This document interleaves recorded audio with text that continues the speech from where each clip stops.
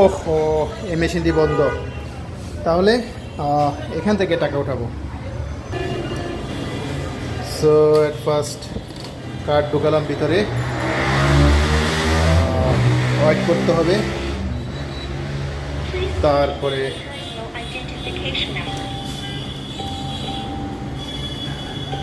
গোপন নাম্বার দিলাম। এবার নগদ টাকা উত্তোলন, তারপরে টাকার পরিমাণ হচ্ছে 2 3 ইয়েস, তারপরে ইয়েস, লেটস সি। ওয়াও।